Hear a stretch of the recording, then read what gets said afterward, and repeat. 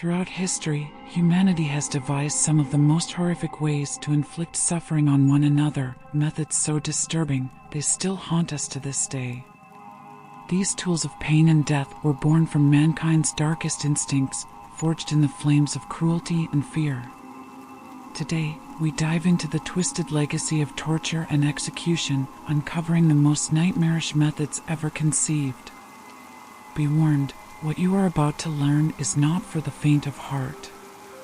These are the stories that never should have been written, but have forever been etched into the dark corners of human history, so be ready and let's go find out. Method number 1, the Iron Virgin. In the heart of medieval Europe, at a time when heresy was as punishable as death itself, there existed a grim and grotesque instrument of torture, one so vile and twisted that its name alone could freeze the blood of even the bravest. It was called the Iron Virgin, a device so horrific that its very creation seemed to have been born from the darkest pits of human cruelty. And the story of its first use would haunt the minds of generations to come. The tale begins in the year 1554, in a small village nestled in the shadow of a crumbling castle. The villagers lived simple lives, tending to their farms, raising families, and adhering strictly to the laws of the church. Yet, like many small, isolated communities, they harbored secrets, whispers of forbidden knowledge, ancient rituals, and a thirst for power beyond the reach of ordinary men. It was in this village that a woman named Elena lived. Elena was a healer, but her craft was not one that the church approved of. She had learned the art of herbal remedies and simple potions from her grandmother, who had passed down ancient knowledge of the earth's healing properties. However, her grandmother had also passed down another darker secret, a secret that Elena herself was beginning to understand all too well. In secret, Elena had begun experimenting with alchemy. She dabbled with potions that could heal the body, but also poisons that could harm it. She sought knowledge of the arcane, believing there was more to the world than the church was willing to reveal. She was not evil, but her curiosity about the forbidden had drawn the eyes of those who lurked in the dark corners of society, those who sought power, even at the cost of their souls. It wasn't long before Elena's experiments caught the attention of the inquisitors. The Inquisition was a brutal force that had long sought to root out heresy and witchcraft. To them, Elena's experiments were blasphemous, a violation of the sacred laws that governed all of mankind's existence. They had been hunting her for weeks, following rumors and whispers. One cold night, as Elena was working in her modest home, a group of cloaked figures appeared at her door, demanding she open it. Her heart raced, but she knew she could not run. They had come for her. The door was torn open, and the inquisitors dragged her from her home, her hands bound behind her back, her face a mask of terror and defiance. They didn't even let her speak. She could feel the weight of their judgment in every step as they marched her through the village and into the heart of the castle, a place where the tortured souls of many had once screamed out in agony. It was there, in the castle's cold stone dungeons, that Elena would first see the device, the Iron Virgin. The Iron Virgin was a monstrosity of metal and malice. It stood tall, its frame made of cold iron, its design a twisted mockery of the human form. It resembled a maiden in a standing position, but upon closer inspection, one could see the horror. The hollow center was large enough to enclose a human body, and inside, sharp, deadly spikes lined the walls. The spikes were positioned so that, once the victim was locked inside, the pressure of their body against the metal would cause the spikes to pierce their flesh, slowly and agonizingly. The device had been designed to inflict the slowest, most excruciating death imaginable, a fate worse than burning, worse than hanging, for it left the victim alive, trapped inside their own torment. Elena was forced to kneel before the inquisitors as they began their trial. The air was thick with incense, the flickering candlelight casting long, twisted shadows on the walls. She was accused of witchcraft, heresy, and consorting with the devil. They had no evidence, of course, other than her desire to learn, to question the authority of the church. In their eyes, that was enough. The lead inquisitor, a man named Father Gabriel, approached her with a cold smile. His face was lined with the deep wrinkles of a man who had witnessed countless deaths, each one reinforcing his belief in the righteousness of his cause.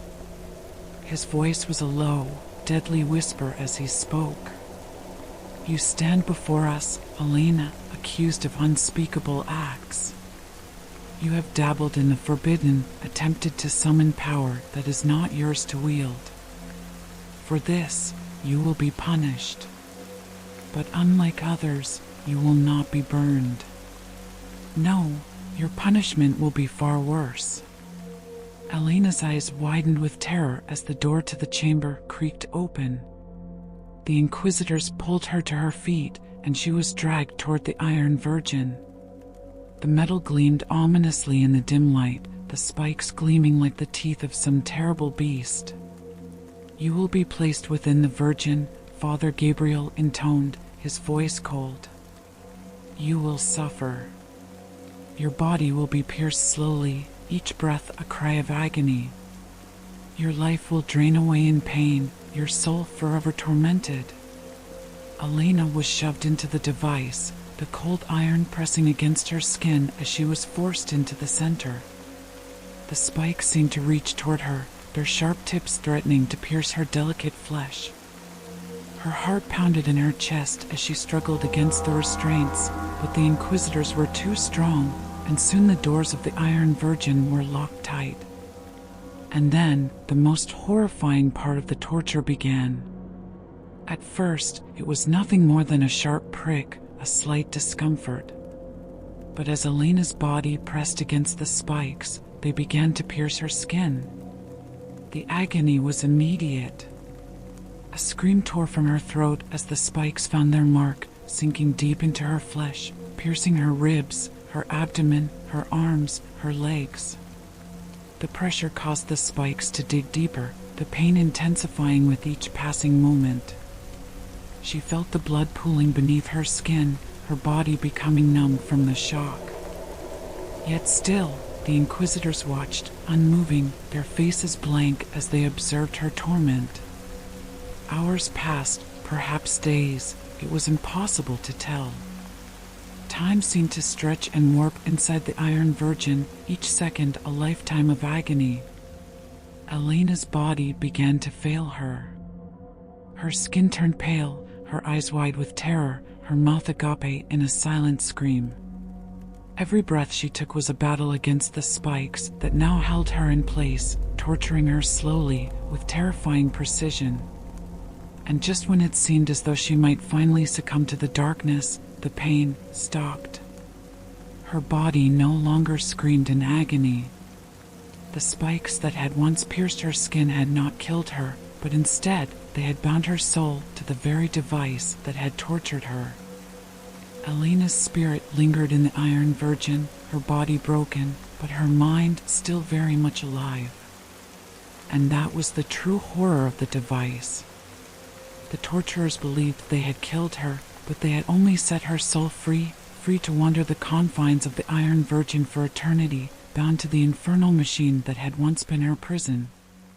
It was said that after Elena's death, the castle became cursed. Those who dared enter its halls were plagued by terrible dreams, visions of a woman trapped inside the Iron Virgin, her tortured screams echoing through the stone walls. And though the device was eventually removed and hidden away, the legends of the Iron Virgin spread far and wide, warning of the horrors that awaited those who dabbled too deeply in the dark arts. For the Iron Virgin was not just a method of execution and torture, it was a gateway to something far darker. It was a device that could trap the soul, keeping it alive in eternal torment, a never-ending cycle of suffering. And to this day, some say that if you listen closely, you can still hear Elena's voice, faint but clear, calling out from the shadows of the past. "Release me, please, release me." Throughout the ages, humankind has devised countless ways to inflict pain, to exert power over life and death. Some methods are swift, relatively merciful. Others are designed for drawn-out suffering, a public spectacle of agony. Now we can pass to the second method. Method number 2, the saw. The condemned man, stripped bare of his dignity and his garments, was hoisted into the air, his ankles bound tightly, suspending him upside down. The world inverted, his perspective twisted into a grotesque parody of normalcy. The blood, gravity's cruel handmaiden, began its agonizing descent, pooling in his head, a throbbing pressure building behind his eyes, blurring his vision with a crimson haze. He was left to dangle, a human pendulum swinging between life and the encroaching darkness, his fate sealed by the method of his impending demise. This was no swift, merciful end. This was the sawing, a method of execution practiced in parts of Asia, a spectacle of prolonged suffering designed to maximize agony and humiliation. The instrument of his torture, a coarse, two-man saw, was brought forth. Its teeth, dull and unforgiving, gleamed in the dim light, reflecting the terror in the condemned man's eyes. The saw was placed against his groin, the cold metal pressing against his skin, a chilling prelude to the torment that awaited. The executioners, their faces impassive, their movements deliberate, began their grim work. With each agonizing stroke, the saw tore through flesh, muscle, and bone, the sound a sickening rasp that echoed through the execution grounds. Because of the inverted position, the blood, instead of draining away, continued to engorge his head.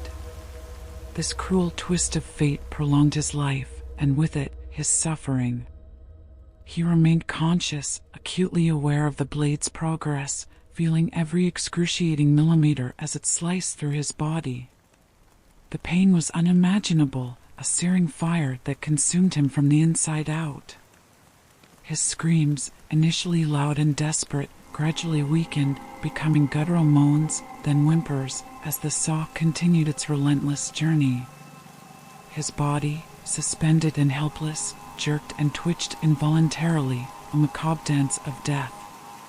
The crowd, if there was one, would have witnessed a spectacle of unimaginable cruelty, a human being slowly being cleaved in two. This barbaric method of execution was not merely about ending a life. It was about inflicting the utmost pain, about breaking the spirit before extinguishing the flame. It was about making an example, a brutal deterrent to any who dared to defy the established order. History whispers that this horrifying practice was not confined to obscure corners of the world. It is said that the prophet Isaiah, a figure revered by millions, met his end through this very method. The image of a holy man, suspended upside down, being slowly sawn in half, is a chilling testament to the brutality of the times. Furthermore, the annals of Roman history claim that the infamous Emperor Caligula, a man whose name became synonymous with madness and depravity, favored this gruesome form of execution. His cruelty was legendary, his reign marked by arbitrary violence and sadistic pleasure. The sawing, with its prolonged torture and public humiliation, would have been a fitting expression of his twisted nature. The condemned man's ordeal could last for hours, each moment an eternity of pain. Finally, as the saw reached his head, the agony would reach its crescendo. The skull, the final barrier, would give way, and the two halves of his body would separate, the gruesome spectacle complete. The sawing was a method of execution designed to inflict maximum suffering. It was a public display of power, a chilling reminder of the consequences of disobedience. It was a barbaric practice that left an indelible stain on human history.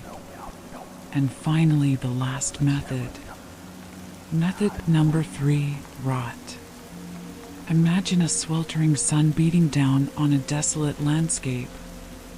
The air is thick with the buzzing of flies, the only sound disturbing the oppressive silence. Before you, a grotesque tableau unfolds. A man, stripped naked and utterly vulnerable, is imprisoned within a bizarre contraption, two narrow boats, or sometimes the hollowed-out trunk of a tree, tightly bound together, face to face. Only his head, hands, and feet protrude from this wooden coffin, leaving the rest of his body encased within.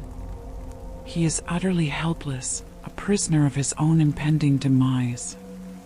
This is scaphism, an ancient Persian method of execution, a punishment so cruel, so drawn out, that it transcends mere death and enters the realm of pure torture. It is a method designed not only to kill, but to inflict unimaginable suffering, both physical and psychological. The condemned man is forced to consume a concoction of milk and honey, a seemingly innocuous mixture that quickly becomes his tormentor. The rich, sweet liquid fills his belly, inducing severe diarrhea. His waste, unable to escape the confines of the boat or tree trunk, begins to accumulate, festering and putrefying around him. The stench becomes unbearable, a constant reminder of his impending doom.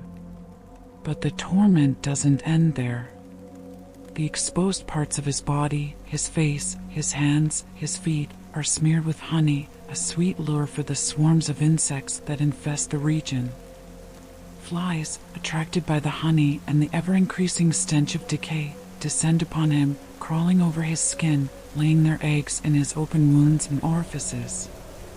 Wasps and other stinging insects join the gruesome feast, their bites adding to his agony. The insects don't just torment him, they become part of his slow, agonizing death. They burrow into his flesh, laying their eggs, their larvae hatching and feeding on his living tissue. The process is gradual, excruciating. He is eaten alive, from the inside out, while still conscious, still aware of every horrifying detail. The combination of the festering waste, the swarming insects, and the relentless sun creates a perfect storm of suffering. Infection sets in quickly, poisoning his already weakened body. His skin becomes a breeding ground for maggots, his flesh riddled with sores. He is consumed by fever, delirium, and unimaginable pain. Days turn into nights, each one an eternity of torment. He is left exposed to the elements, at the mercy of the insects and the relentless sun. His body, once strong and vibrant, is slowly devoured, reduced to a festering, rotting shell. Scaphism was not just about killing. It was about humiliation, about breaking the spirit before extinguishing the life. It was a public spectacle, a gruesome warning to anyone who dared to defy the authority of the Persian rulers. The condemned man was not just a victim, he was a symbol, a testament to the absolute power of the state. The agony inflicted by scaphism was so extreme that it often drove the victims insane before they finally succumbed to death. Their screams, their pleas for mercy, would echo across the landscape, a chilling reminder of the price of disobedience. This ancient Persian method of execution is a testament to the darkest aspects of human cruelty. It is a chilling reminder of the lengths to which humans will go to inflict suffering on one another. Scaphism is a stain on human history, a barbaric practice that should never be forgotten.